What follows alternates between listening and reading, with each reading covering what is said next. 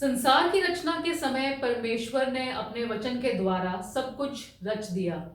उनके बोलने से रोशनी हो गई, सूरज, चांद और सितारे बन गए, धरती ने सब उपज दी और पशु पक्षी बने।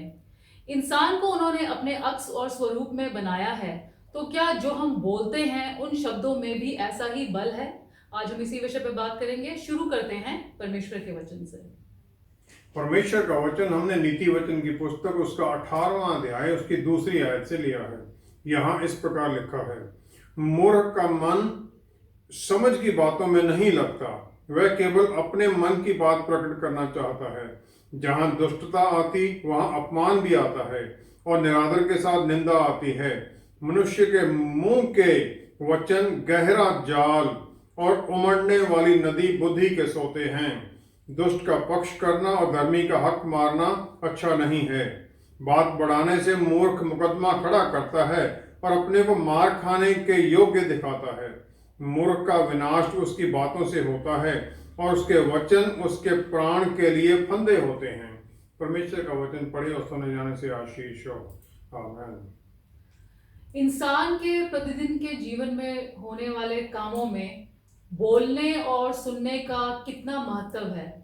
क्या हमारे बोल हमारे जीवन पर असर डालते हैं? यही नीति वचन की पुस्तक वही 18वां अध्याय उसकी 21वीं आयत में लिखा है, जीव के वश में मृत्यु और जीवन दोनों होते हैं और जो उसे काम में लाना जानता है वह उसका फल भोगेगा। 7वीं और 8वीं आयत जो भी हमने पढ़ी थी, एक मूर्ख के जो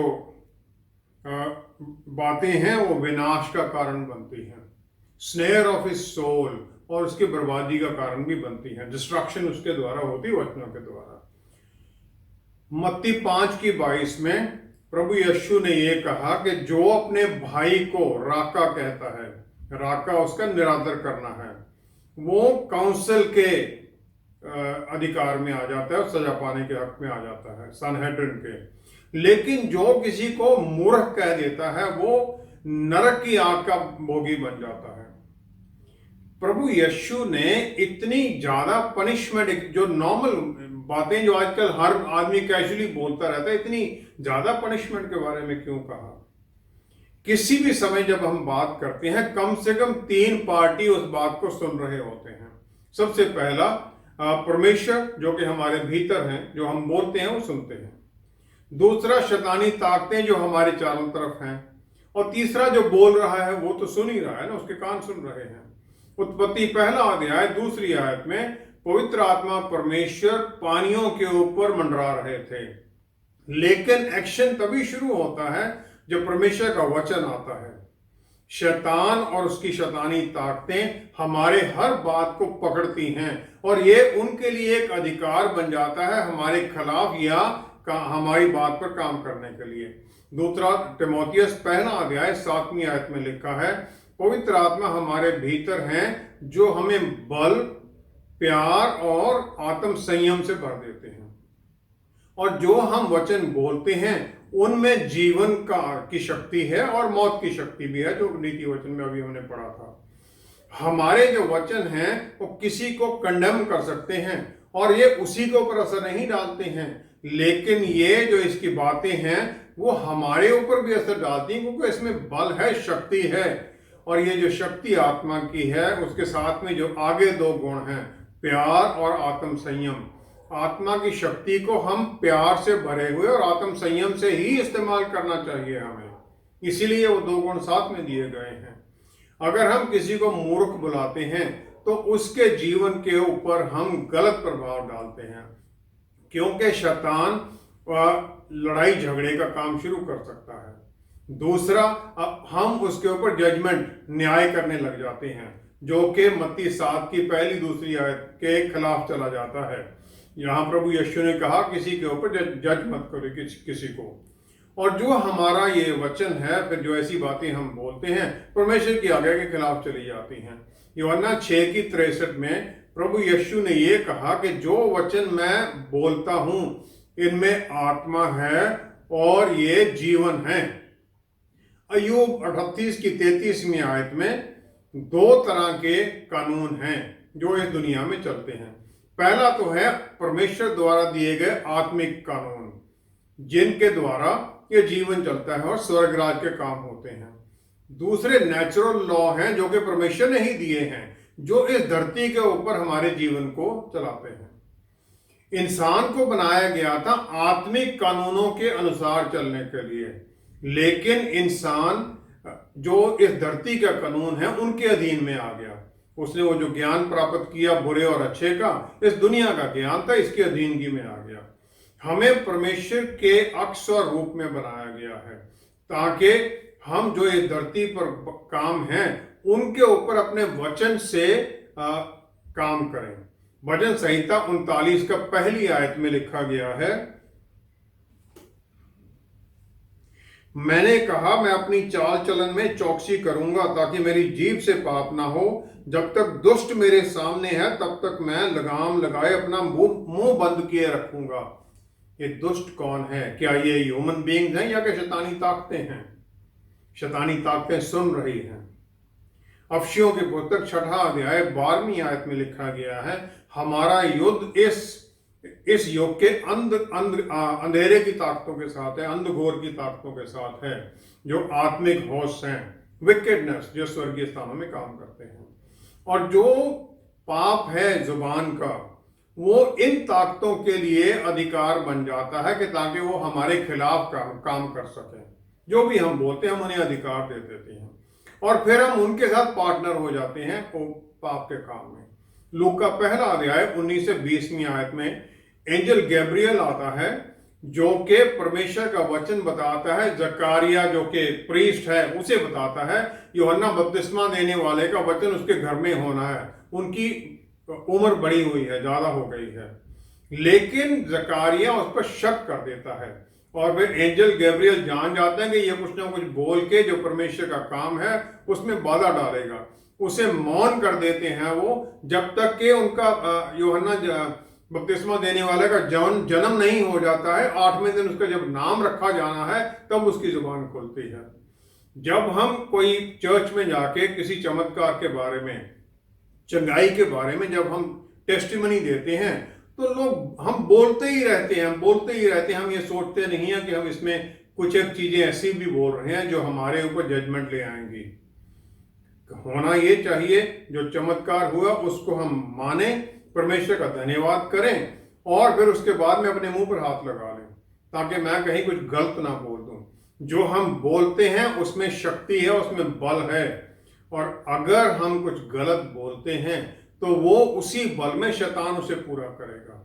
हम अपने ऊपर जजमेंट ले आते हैं, इसलिए हमें अपनी जुबान के ऊपर कंट्रोल करना जरूरी है, क्योंकि हमें ये समझना होगा हमारी बातों में कितना बल है, कितनी शक्ति है। बोले गए वचन के द्वारा आत्मिक कानून कैसे लागू हो जाते हैं? क्या हमारे बोल भी ये शक्ति रखते हैं? राजा सुलेमान जो दुनिया का सबसे बुद्धिमान व्यक्ति माना गया है, उसने नीति वचन की पुस्तक में 4 तरह की जुबान के बारे में उसने कहा है। पहला है 10वां अध्याय 19वीं आयत में कंट्रोल टंग। वहां लिखा गया है कि जो अपने मुंह को बंद रखता है बुद्धि से काम करता है, जो जानता है कि कब बोलना है कब चुप रहना है, वो सही सलाह देता है। दूसरी है केयरिंग टंग, जो किसी के बारे में ध्यान रखना है। वो है 12वां अध्याय उसकी 18वीं आयत में, नीति वचन 12 उसकी 18वीं आयत, उसमें लिखा है वो सच बोलता है और उसके जो बातें हैं वो एक दूसरे को ऊपर उठाने वाली हैं, एनकरेज करता है दूसरों को सच्चाई के साथ। तीसरी है चालाकी वाली जुबान, यह नीति वचन 6 की 12 में है। जिस जुबान के द्वारा गलत बातें बोली जाएं, झूठ बोला जाए, गप्पे लगाई जाएं, सच्चाई को घुमाकर बताने के बारे में कहा जाए, वो चालाक वाली जुबान, चालाकी की जुबान है।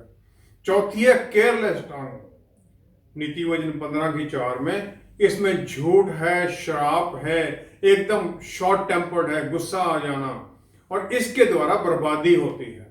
रिबेलियन, दूसरों में एक दूसरे में लड़ाई करा देना, ये काम करती है।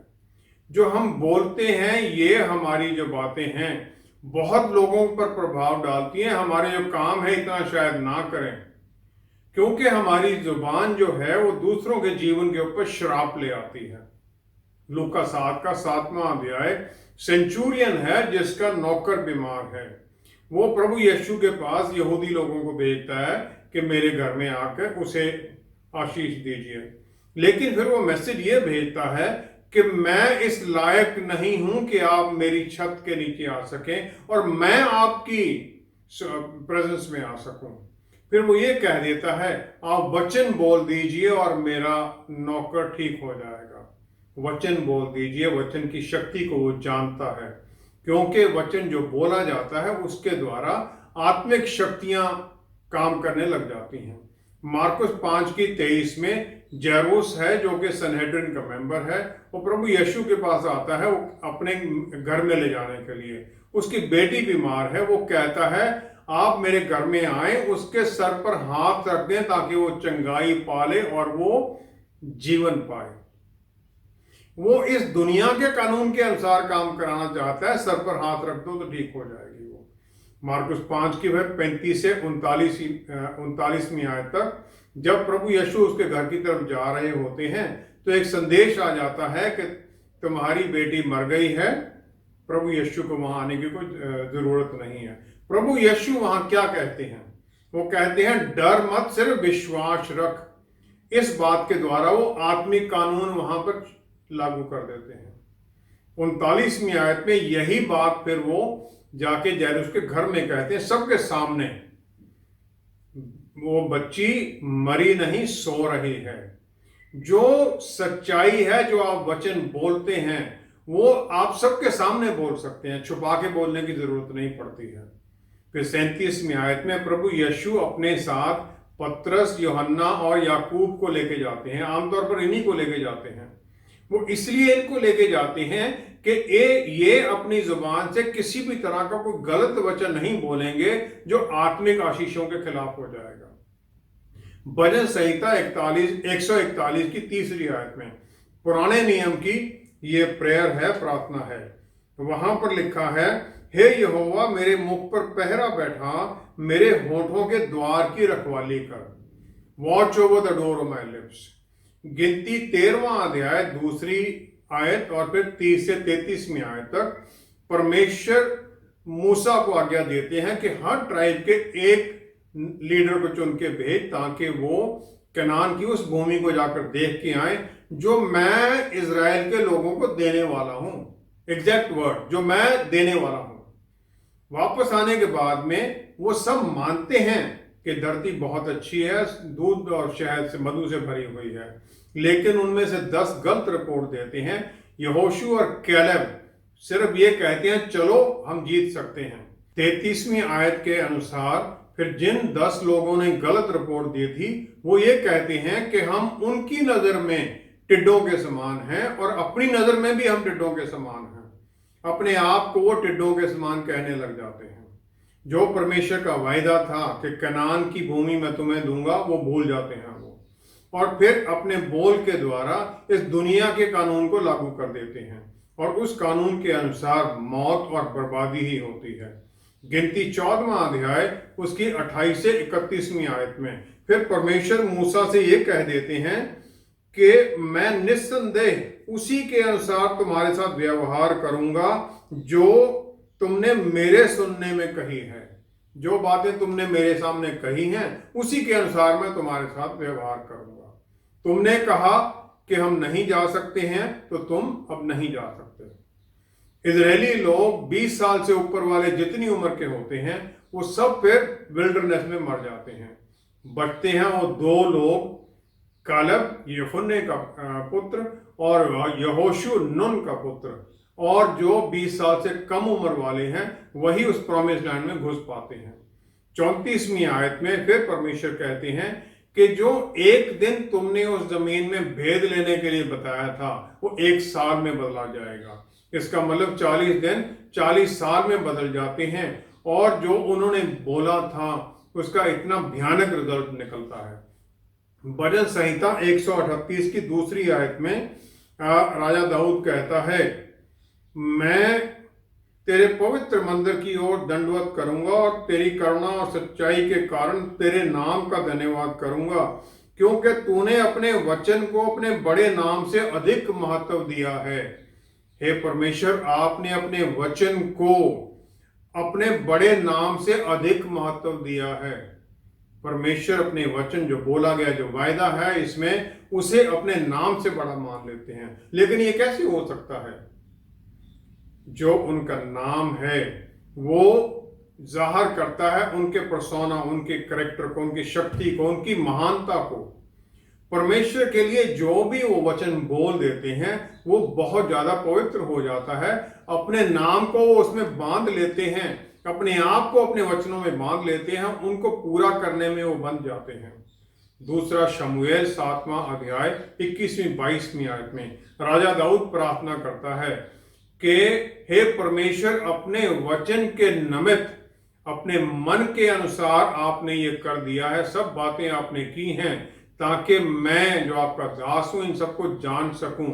हे परमेश्वर, आप अत्यंत महान हैं कि आपने अपना वचन मुझे पूरी तरह से सिखा दिया है। यूहन्ना 1:14 में कहा गया कि परमेश्वर का पुत्र वचन है और वो वचन देहधारी हुआ और हमने उसकी महिमा देखी। और परमेश्वर ने अपने पुत्र को, उस वचन को अपनी हर चीज के ऊपर कर दिया। दूसरा कुरिन्थियों 1 अध्याय 20वीं आयत में लिखा है कि परमेश्वर का वचन, परमेश्वर उसे आदर देते हैं और उनके वायदों में हाँ का मतलब हाँ है और अमेन मतलब पूरा हुआ है, सच्चाई है, और वो परमेश्वर की महिमा के लिए है। दूसरा कुरिन्थियों 3 अध्याय 18वीं आयत में पौलुस रसूल कहते हैं कि हम उसी महिमा के रूप में महिमा दर महिमा बदले जाते हैं। परमेश्वर की आत्मा के द्वारा प्रभु यीशु के अंश बाय अंश हम बदले जाते हैं। अफसियों 6 अध्याय 17वीं आयत में हमें पवित्र आत्मा परमेश्वर की तलवार दी गई है, जो कि वचन है परमेश्वर का। जो यहाँ ग्रीक भाषा का शब्द है वो है मखायरा, जिसका मतलब है छोटी तलवार, डैगर जैसे होता है, जैसे गोरखा खुखरी रखते हैं, और ये घोंपने के लिए है। प्रकाशित वाक्य 1 अध्याय 16वीं आयत में जब हम देखते हैं, प्रभु यीशु के मुंह में एक डबल एज्ड, दो-धारी तलवार बताई गई है, और यहां ग्रीक भाषा का शब्द है रम्फाइया, जिसका मतलब है बड़ी तलवार। ये नहीं कि उनके मुंह में तलवार लगी हुई है, इसका मतलब ये है कि उनके जो वचन बोले जाते हैं वो दोनों तरफ काटते हैं, वो न्याय भी करते हैं, आशीष भी देते हैं, और इस तलवार के द्वारा वो पूरी धरती, पूरी दुनिया में असर डाल देते हैं। परमेश्वर ने अपने वचन को इतना ऊपर उठाया कि अपने आप को उन वचनों के अंदर बांध लिया, ताकि उनका वचन हर तरह से उनके नाम की भरपूरी में उनके वचन पूरे हों, उनके नाम में वचन पूरे हो जाएं। जब हम परमेश्वर के वचन, उनके अधिकार और प्रभु यीशु के नाम में, उनके बल में बोलते हैं, तो फिर परमेश्वर द्वारा ये पूरे कर दिए जाते हैं। हमें परमेश्वर के अक्षर रूप में बनाया गया, और वही रूल हमारे लिए भी अप्लाई होता है जो परमेश्वर के लिए है। जब हम उनके रूप में बनाए गए तो वही रूल होगा। तो जो हम बोलते हैं, पवित्र आत्मा परमेश्वर जो हमारे भीतर हैं उसे पूरा करने लग जाते हैं।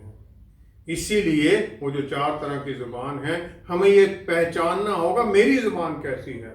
क्या मैं लोगों को आशीष देने के लिए इसे इस्तेमाल करता हूं? क्या मैं सच बोलने के लिए इस्तेमाल करता हूं? क्या मैं परमेश्वर को महिमा देने के लिए बोलता हूं, उसकी आराधना के लिए बोलता हूं? जो हम बोलते हैं उसके द्वारा हमारा विश्वास भी जाहिर होता है। आमतौर पर हम कह देते हैं अगर परमेश्वर करना चाहे तो ये हो जाएगा, वचन में तो लिखा है मैं सब कुछ करना चाहता हूं, तो हम तो पहले ही शायद कर देते हैं कि शायद होगा, शायद नहीं होगा। अधिकार में जब हम बोलते हैं तो सब कुछ होता है, हमें यह समझना होगा। हमारे बोले गए वचन में जब इतनी शक्ति है तो फिर हम ये सब आशीषें पाने में असमर्थ क्यों हो जाते हैं? अगर हम देखें लूका 9वां अध्याय उसकी पहली 2 आयत, प्रभु यीशु ने 12 को बुलाकर उन सब दुष्टात्माओं और बीमारियों को दूर करने की सामर्थ्य और अधिकार दिया। और उन्हें परमेश्वर के राज्य का प्रचार करने और बीमारों को अच्छा करने के लिए भेजा। यही बात फिर हम देखते हैं मत्ती 10 में पहली आयत में। फिर उन्होंने अपने 12 चेलों को पास बुलाकर उन्हें अशुद्ध आत्माओं पर अधिकार दिया कि उन्हें निकालें और सब प्रकार की बीमारियों और सब प्रकार की दुर्बलताओं को दूर करें। फिर 8वीं आयत में वो कहते हैं कि स्वर्ग का राज्य निकट आ गया है, बीमारों को चंगा करो, मरे हुओं को जिलाओ, कोढ़ियों को शुद्ध करो, दुष्ट आत्माओं को निकालो।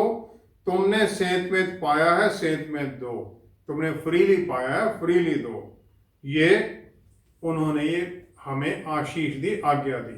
यूहन्ना 14 के बारे में प्रभु यीशु ने 14 की 12वीं आयत में प्रभु यीशु ने यह वायदा किया, मैं सच सच तुम्हें कहता हूं, जो मुझ पर विश्वास करेगा, जो काम मैं करता हूं वो भी करेगा, बल्कि इससे बड़े काम करेगा, क्योंकि मैं अपने पिता के पास जाता हूं। या तो हम परमेश्वर के प्रभु यीशु के वचनों पर विश्वास कर लें, या हम इन्हें झूठ समझ के छोड़ दें। उन्होंने ये नहीं हमें कहा कि तुम बीमारों के लिए प्रार्थना करो, उन्होंने कहा जाओ उन्हें चंगाई दो। और फिर हम आत्मा की तलवार का इस्तेमाल करते हैं उनकी शक्ति को, उनके अधिकार के द्वारा। याकूब 3 अध्याय 2 आयत में अगर हम देखें, अगर कोई अपनी बात में भटकता नहीं है तो वो सिद्ध पुरुष है। जो हम बोलते हैं और जो नहीं बोलते हैं दोनों इंपॉर्टेंट हैं। जो हम सच वचन सही बात बोलते हैं तो फिर वो परमेश्वर की अधिकार, परमेश्वर के बल को उसमें काम करने के लिए हम उन्हें बुला लेते हैं। लेकिन जब हम शक पैदा करते हैं तो हम परमेश्वर को रोक देते हैं हमें आशीष देने से। अगर हम वो अधिकार नहीं पकड़ते हैं तो फिर हम, और कमांडर नहीं बनते हैं तो फिर हम अपने जीवन में कैसे चमत्कार पा सकते हैं।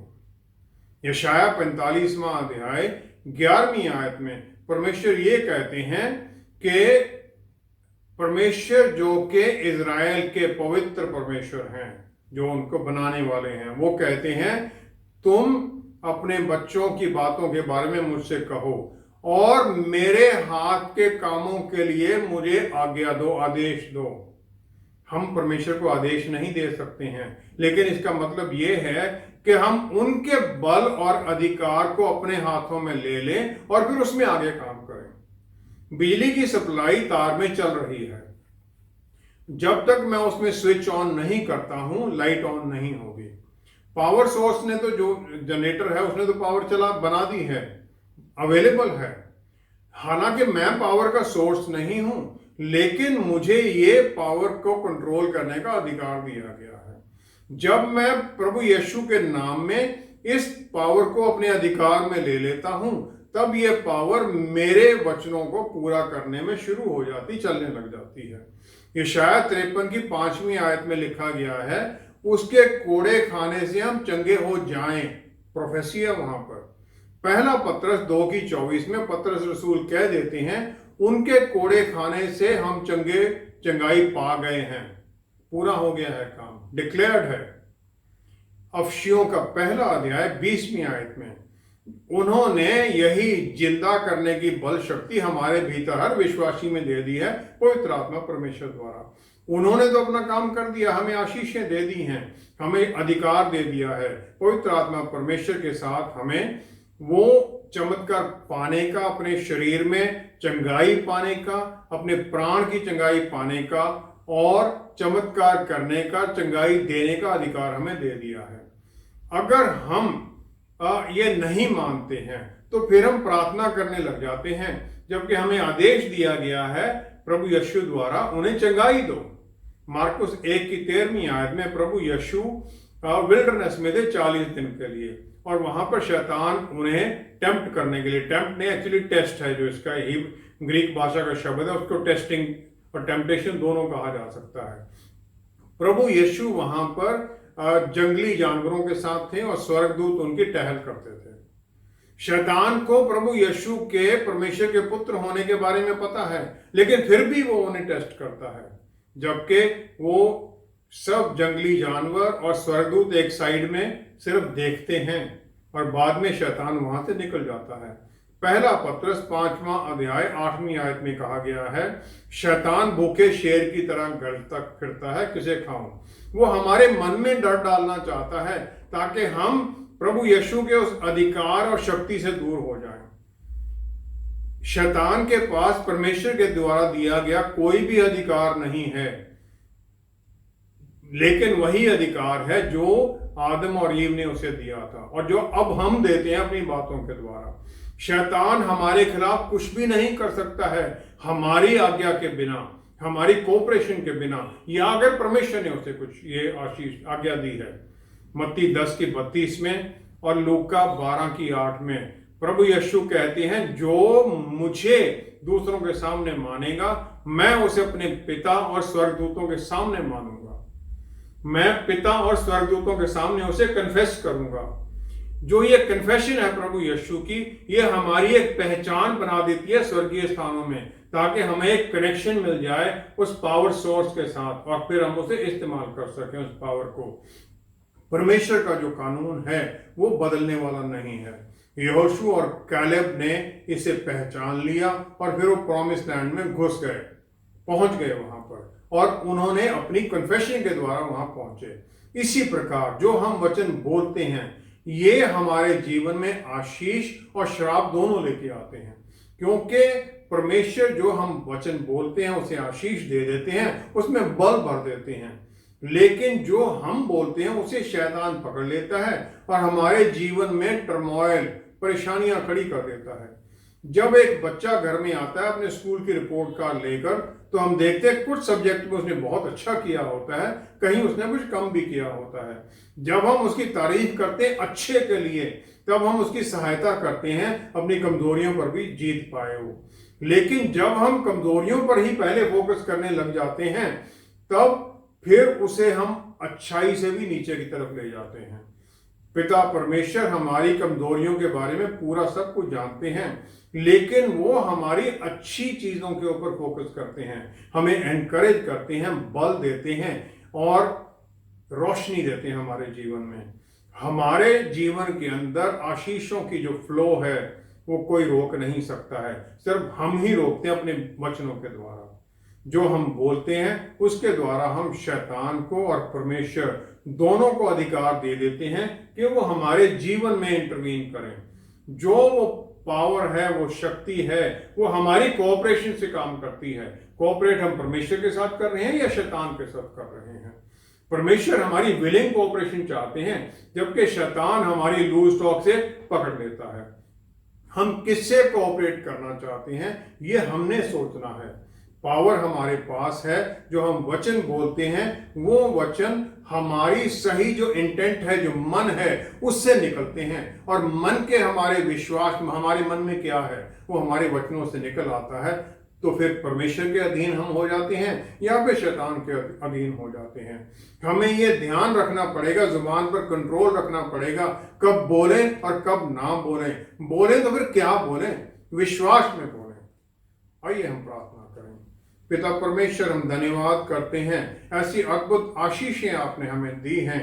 पवित्र आत्मा परमेश्वर द्वारा हमें आपने बल, प्यार और आत्म संयम दिया है, ताकि हम आपके बल को जो आत्मा के द्वारा हमें मिला है अपने वचनों के द्वारा आशीष के तौर पर इस्तेमाल करें।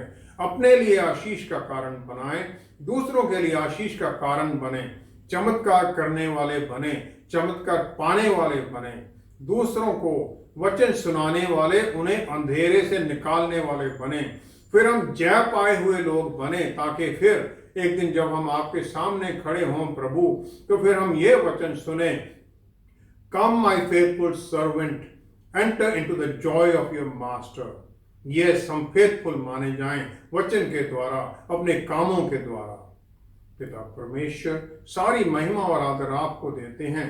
धन्यवाद सहित हम ये सब कुछ आपके प्यारे बेटे प्रभु यीशु के पवित्र नाम में मांगते हैं। आमेन, आमेन, आमेन। हमारे अंदर पवित्र आत्मा उसी बल से हमें भर देते हैं जो प्रभु यीशु में था, लेकिन हम इस बात पे विश्वास करने में चूक जाते हैं। परमेश्वर के वचन के अनुसार जो कुछ भी हम बोलते हैं उसे वही पूरा कर देते हैं, और जो वचन के खिलाफ है उसे शैतान पूरा कर देता है। फिर ये जरूरी है कि हम पवित्र आत्मा की अगुवाई में चलें तो हर कदम पर जीत ही मिलेगी। हमारे साथ दोबारा जुड़ने के लिए आपका बहुत बहुत धन्यवाद। अगले हफ्ते आपसे फिर मुलाकात होगी। Stay blessed, stay safe, shalom.